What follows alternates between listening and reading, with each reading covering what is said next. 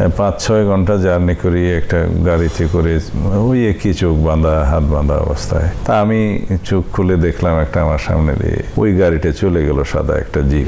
ঢাকার উত্তরা থেকে অপহৃত হওয়ার পর তার আর কোনো কিছু মনে নেই।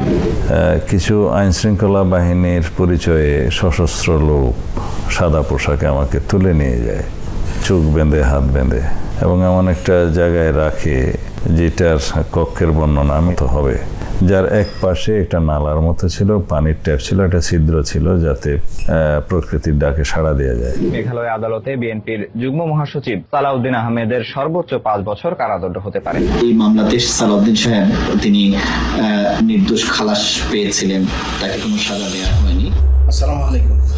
আমরা আজকে হাত বাঁধা এবং চোখ বাঁধা, আপনার হাত দুইটা যদি এইভাবে যদি বাঁধা থাকে, আবার চোখও যদি বাঁধা থাকে, তাহলে আপনাকে কেউ মনে করেন গাড়ি থেকে ফেলে দিল, আটকে নিয়ে যাচ্ছিল জোর করে, গাড়ি থেকে ফেলে দিল হাত আর চোখ বাঁধা অবস্থায়। তো হাত যেহেতু বাঁধা, আপনি চোখ খুলবেন কিভাবে, এটা আপনাদেরকে আজকে শেখানো হবে। বিএনপির একজন স্থায়ী কমিটির সদস্য জনাব সালাউদ্দিন, তো সালাউদ্দিন ভাই আপনাদেরকে আজকে শিখাবেন কিভাবে হাত এবং চোখ বাঁধা থাকলেও হাত দিয়ে চোখ খোলা যায়। আপনারা জানেন যে সালাউদ্দিন আহমেদ তিনি দীর্ঘদিন 10 বছর তিনি ভারতে ছিলেন।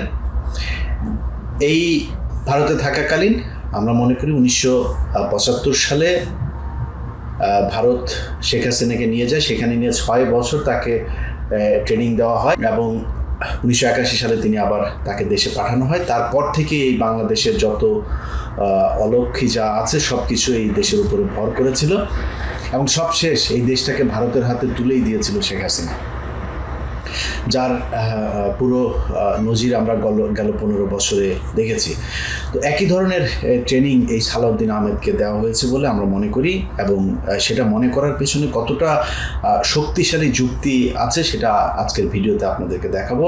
একদম সালাউদ্দিন আহমেদের নিজের বক্তব্য, এগুলো আমি খুঁজে তারপর বের করেছি যে সে কত ডাহা মিথ্যা কথা তার এই গুম নিয়ে বলেছেন। সালাউদ্দিন আহমেদ কখনোই গুম হন নাই। সালাউদ্দিন আহমেদ ভারতের রাষ্ট্রীয় অতিথি হিসেবে সেই দেশে গিয়েছিলেন, সেই দেশে তাকে 10 বছর ট্রেনিং দেওয়া হয়েছে, এবং এই যে আজকে যেই বাংলাদেশে রয়ের যেই ক্রাইসিস, তাদের যেই একটা ভ্যাকিউম তৈরি হয়েছে, তাদের পক্ষে আওয়ামী লীগের লোকজন তো আর এখন নাই, তো নতুন করে কারা কাজ করবে, এই কাজ করার লোক হিসেবে তাকে যাতে নিয়োজিত করানো যায় সেই কারণেই তারা তাকে 10 বছর রেখেছিলেন, এবং সেখানে তিনি ট্রেন্ড আপ হয়েছেন। এবং আসার পরে আপনারা নিশ্চয়ই দেখেছেন যে বেয়াদবের মতো ডক্টর মঈন খানকে টপকে তারপরে আপনার মাইক নিয়ে তারপরে তার কথা বলতে হবে। এই কথা তার না, এই কথা তাকে বলতে হবে। কারণ কি?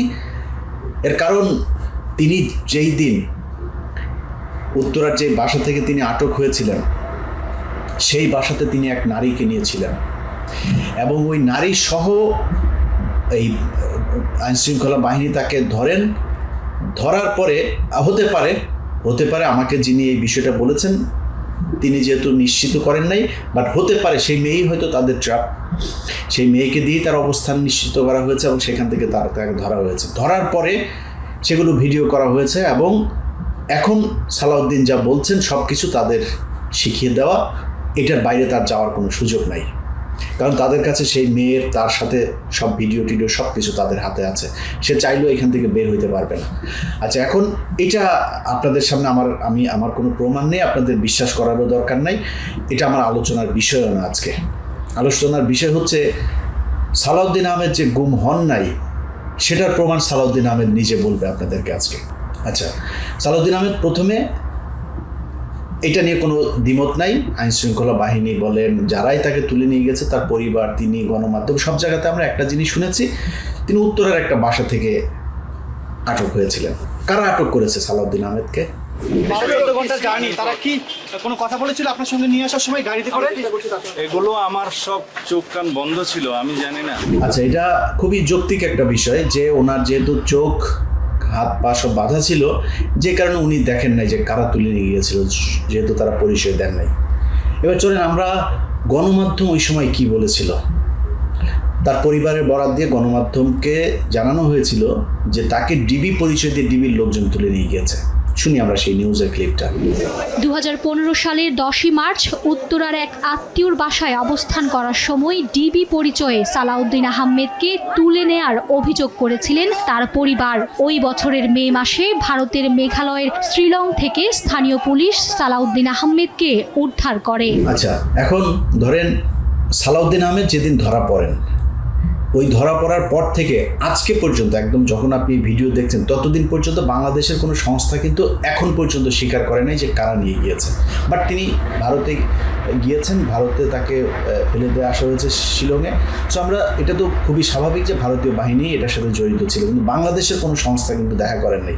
তার মানে সালাউদ্দিন আহমেদ, তাকে ধরার আগেই সালাউদ্দিন আহমেদ জানতেন যে তাকে ডিবি পরিচয় ধরা হয়েছে, কারণ সালাউদ্দিন আহমেদকে নিয়ে যাওয়ার পরে তো আর কেউ স্বীকার করে নাই।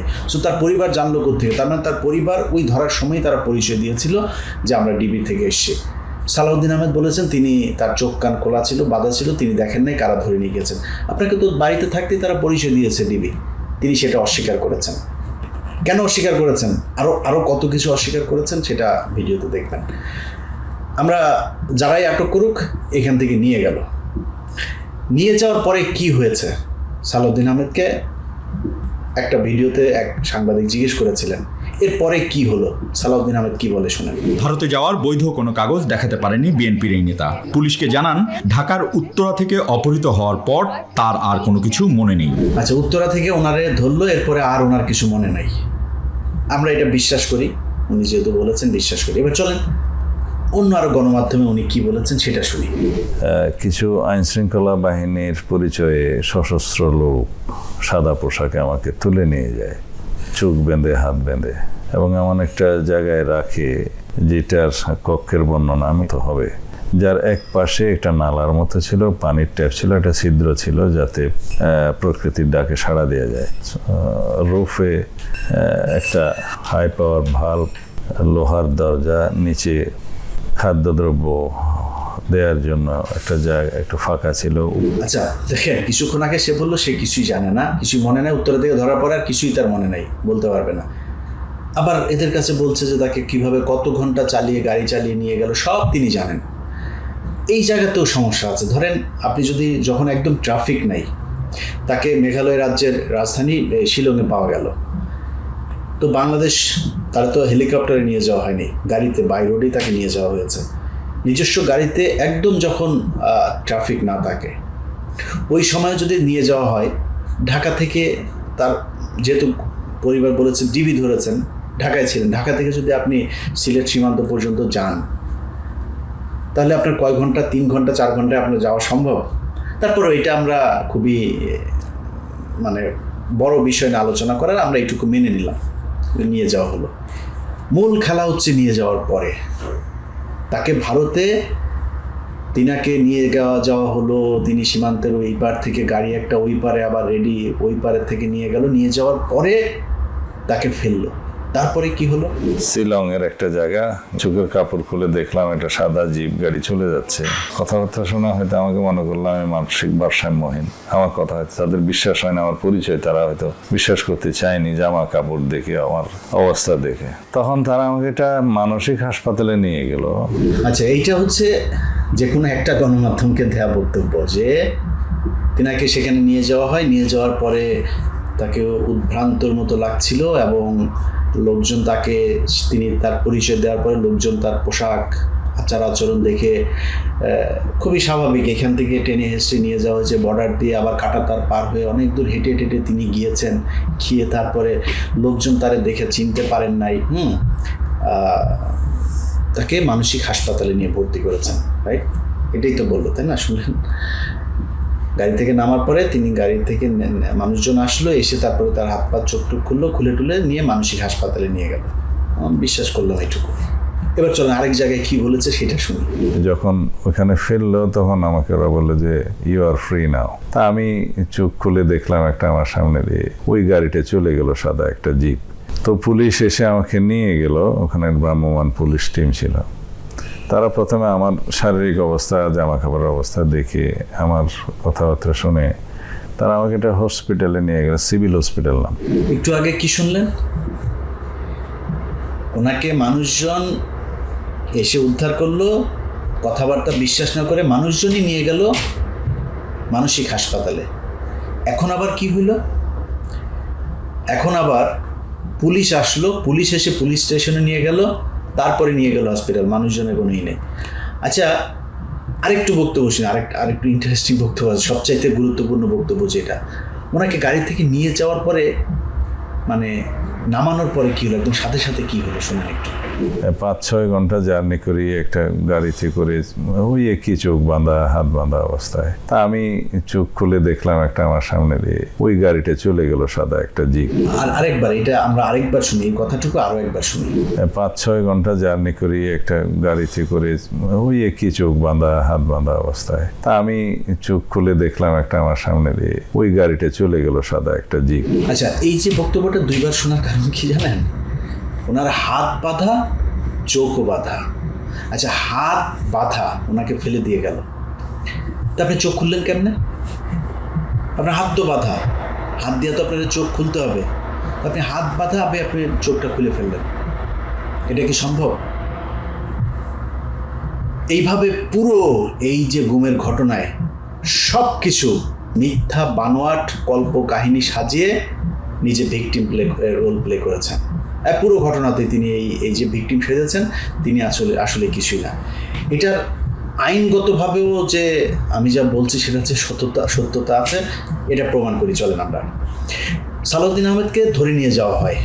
আচ্ছা, আপনারা যারা ভারতে গিয়েছেন তারা তো জানবেনই, যারা এই ধরনের বিপদে পড়েছেন তারাও জানবেন। আপনি যখন এই মানে ফরেন অ্যাক্ট তাদের যেটা আছে, সেই অ্যাক্টে আপনি যখন করবেন, মানে আটক হবেন, আপনার হাত করা পড়াবে, সাথে সাথে প্রথম কাজই হবে হাত করায়।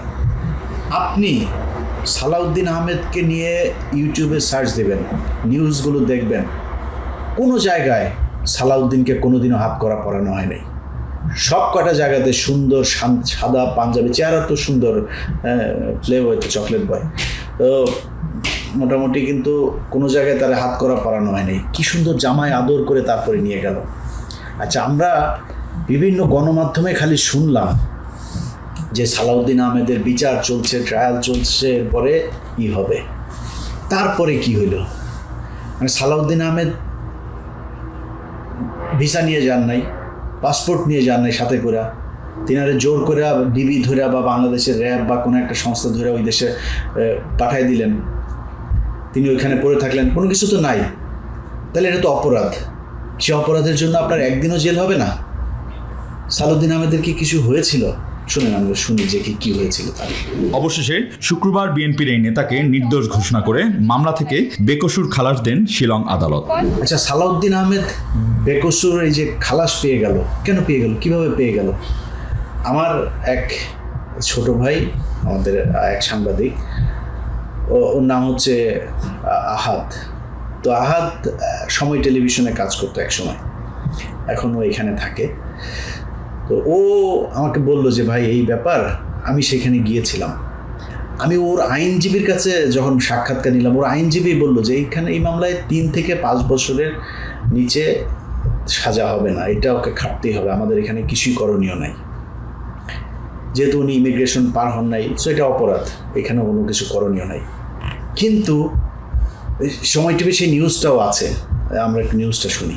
ভারতে অনুপ্রবেশের অভিযোগে ফরেনার্স অ্যাক্ট 1946-এর 14 ধারা অনুযায়ী মেঘালয় আদালতে বিএনপির যুগ্ম মহাসচিব সালাউদ্দিন আহমেদের সর্বোচ্চ 5 বছর কারাদণ্ড হতে পারে। ভারতে অনুপ্রবেশের দায়ে ফরেনার্স অ্যাক্ট 1946-এর 14 ধারা অনুযায়ী সর্বোচ্চ 5 বছরের শাস্তির বিধান রয়েছে বলে জানান রাষ্ট্রপক্ষের কৌঁসুলি। আমি বিং পাবলিক প্রসিকিউটর, আমার আর্গুমেন্ট আমি চাইবো যে 5 বছর ম্যাক্সিমাম। আচ্ছা, এই সংবাদ সংগ্রহ করতে ভারতে গিয়েছিলেন আহাদ, এবং আহাদ সেখানে সালাউদ্দিন সাহেব কোন বাসায় ছিল, সেই বাসার ধরনটাও, সেই বাসাতে গিয়েছিল, সেই বাসায় গিয়ে সেই বাসার পরিবেশ কেমন সেটাও সে দেখে এসছে। আমরা আহাদের কাছ থেকে একটু শুনি যে ঘটনা কি ঘটেছিল। আমার যতটুকু মনে পড়ছে 2016 সালের মার্চের শুরুর দিকে আমি গিয়েছিলাম ভারতের শিলংয়ে সালাউদ্দিন সাহেবের একটা ইন্টারভিউ নিতে এবং তার মামলার কি পর্যায়ে রয়েছে সেই বিষয়ে জানতে।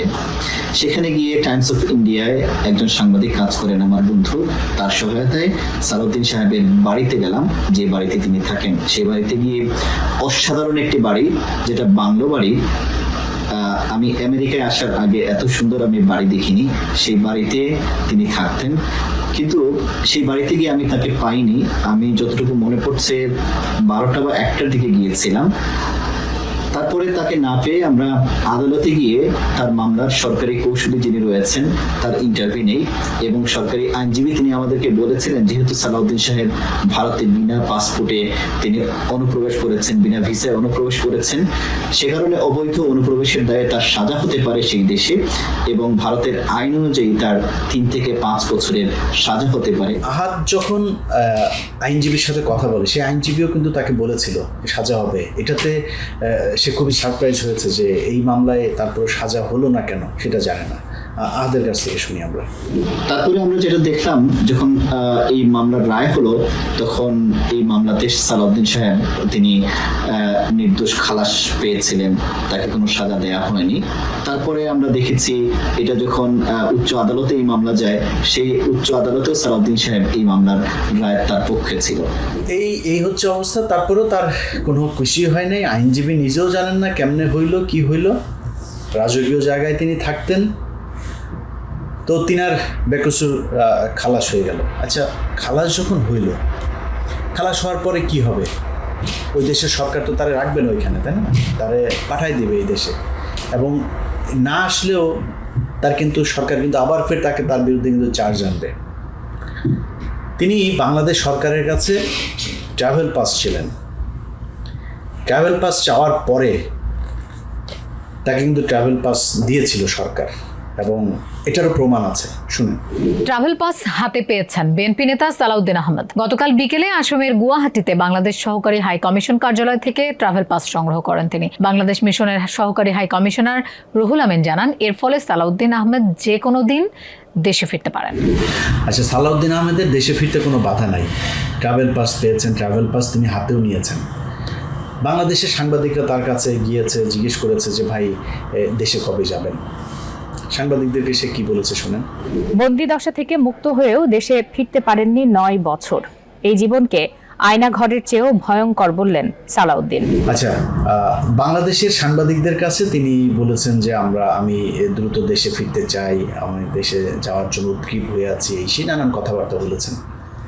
ভারতীয় একজন সাংবাদিক, পশ্চিমবঙ্গের যে সময় টিভির প্রতিনিধি, এই ব্যক্তি সম্ভবত, আমি একটা ভিডিও পেয়েছি, তিনি সালাউদ্দিনের সাথে কথা বলেছিলেন। সালাউদ্দিন সাহেব তাকে কি বলেছেন, চলেন আমরা সেইটা একটু শুনি। তিনি বলছেন বাংলাদেশে যাওয়ার আগে বিভিন্ন রাজ্যে কি ঘুরে বেড়াতে চান, একই সঙ্গে তার যে শারীরিক অবস্থার শারীরিক যে চিকিৎসা, সেই চিকিৎসাও তিনি করাতে চান। আচ্ছা, ভারতীয় বাংলাদেশ সাংবাদিকদের কাছে বলছে যে আমি দেশে যেতে চাই, ট্রাভেল পাসও নিয়েছেন, আবার বলছে ট্রাভেল পাস পাই নাই। আবার ভারতের সাংবাদিকের কাছে বলছে যে আমি একটু রাজ্য ঘুরে দেখতে চাই। ভারত ওনার খুব পছন্দের একটা দেশ, উনি রাজ্যগুলো ঘুরে ঘুরে দেখছে। মানে 10 বছর গুম ছিলেন, এরপর আরও কিছুদিন ভারত ঘুরে ঘুরে দেখবেন, এই জন্য উনি এখন দেশে আসবেন না। সব শেষ, তিনি আবারও ট্রাভেল পাসের কথা বললেন যে আমাকে ট্রাভেল পাস দেওয়া হোক, দিলে আমি যাবো। এর আগে কিন্তু ট্রাভেল পাস নিয়েছেন তিনি। তো ট্রাভেল পাস নিলে সেটার আবার বাধ্যবাধকতা আছে যে সম্ভবত 6 মাসের ভেতরে বোধহয় সেটা দিয়ে যেতে হয়, বা 60 দিন অথবা 90 দিন, এরকম একটা আছে, সময়সীমা আছে। ওই সময়ের মধ্যে আপনাকে ট্রাভেল পাসটা ব্যবহার করতে হবে। তো তিনি কিন্তু করেন নাই। প্রথম যেগুলো নিয়েছেন সেই ট্রাভেল পাসগুলো দিয়ে কিন্তু তিনি ব্যবহার না করে সব শেষে তিনি ট্রাভেল পাস নিয়ে তিনি চলে আসলেন। এতদিন আসেন নাই। যখনই 5 তারিখ শেষ হলো, সাথে সাথে তিনারে বাংলাদেশে আসার সব সমস্যার সমাধান হয়ে গেল। তিনি ভারতের সরকারও কোনো কিছু বলে নাই, বাংলাদেশের সরকারও কোনো কিছু বলে নাই, তিনি দেশে চলে আসলেন। দেশে আসার পরে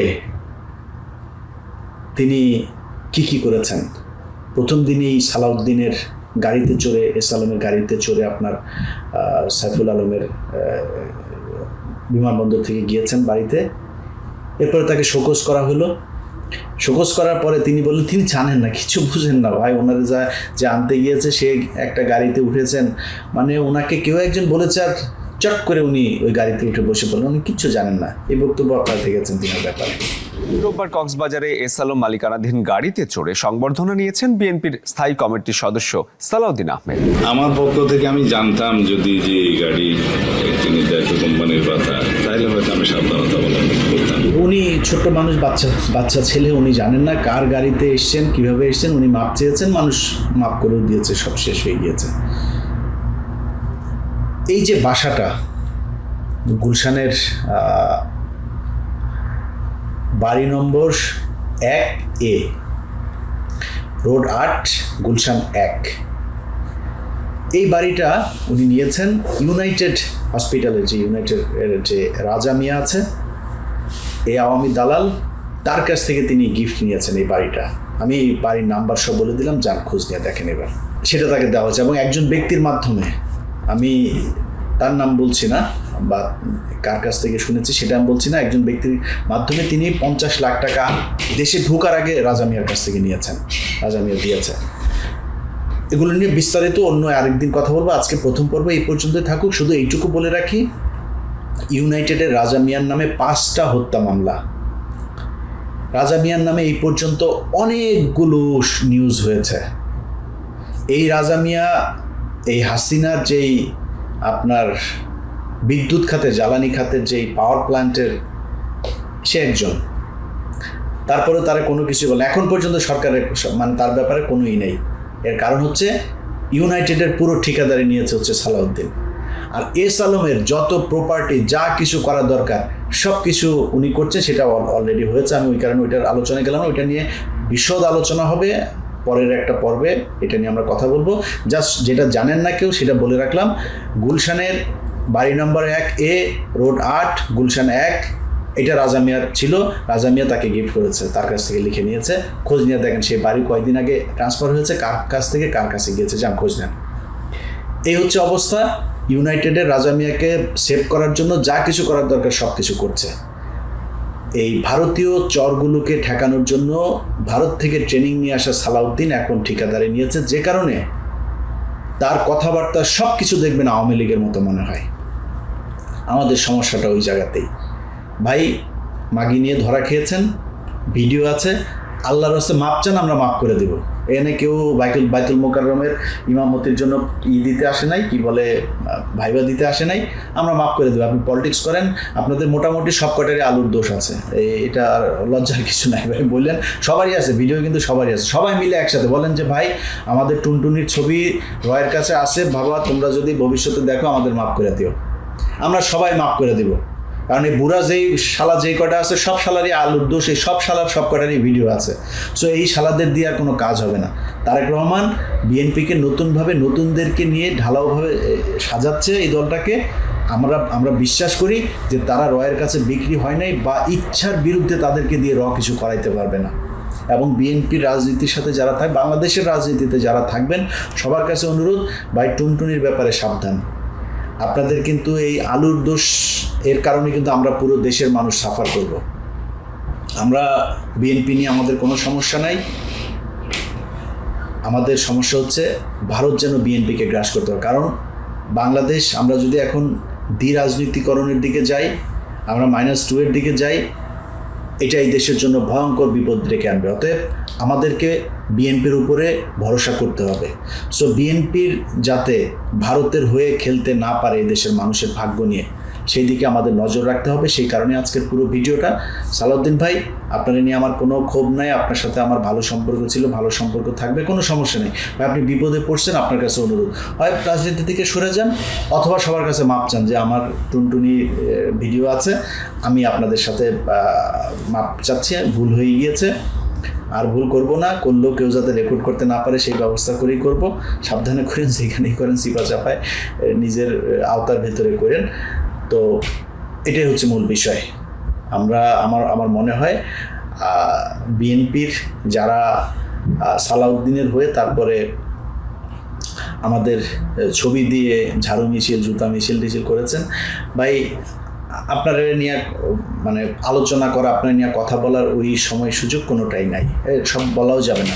আপনি ভাই ছাগলের 3 নম্বর কা বাচ্চা, আপনি যেটা করবেন ওইটা দিয়ে আমার যাবেও না, আসবেও না, আপনার নেতারও আপনি বাঁচাইতে পারবেন না। আপনি এগুলি করে চামচামি করে নিজের ওই আলু রুটি চাল টাল এই হাবিজাবি যেগুলো আসে, পিডিএফ কার্ডমার্ট, ভিজিএফ কার্ডমার্ট আছে না, এগুলোর একটু ভাগ টাক পাবেন, চান্দাবাজি করার সুযোগ পাবেন, গার্মেন্টসের ঝুটমুট হাবিজাবি এগুলি নিতে পারবেন, এগুলি পাবেন। তো এগুলির জন্য আপনি আপনারটা করেন, কিন্তু আপনি যিনি বিএনপি করেন, আপনি যদি আমার শত্রু মনে করেন সেটা একান্ত আপনার ব্যাপার। আপনি আমার বন্ধু মনে করেন, এটার জন্য আপনার যায় হাতে পায়ে যায় ধরবো, আমার দরকার নেই। কিন্তু আমরা বিএনপির বিরুদ্ধে না। বিএনপিকে যারা ভুল পথে নিতে চায়, বিএনপিকে যারা ভারতের ক্রিয়ানক হিসেবে ভারতের হয়ে কাজে লাগাইতে চায়, আমরা তাদের বিরুদ্ধে, এবং তাদের বিরুদ্ধে কথা বলেই যাও। এটার জন্য বিএনপির সব যদি আমার বিরুদ্ধে যায়, আল্লাহর রাস্তায় মাফ করে দেন, কিছু করার নেই। আমার এই জায়গায় আমি আমার বাপেরও ছাড়বো না ভাই। আমি জানি সালাউদ্দিন ভাইয়ের সাথে ভালো সম্পর্ক রাখলে আমার নিজের ব্যক্তিগত অনেক সুবিধা টুবিধা হইতো। I give a sheet. এই জায়গায় কোনো জায়গা থেকে কেউ আমার এক চুলও নড়াইতে পারবেন না। আল্লাহ হাফেজ।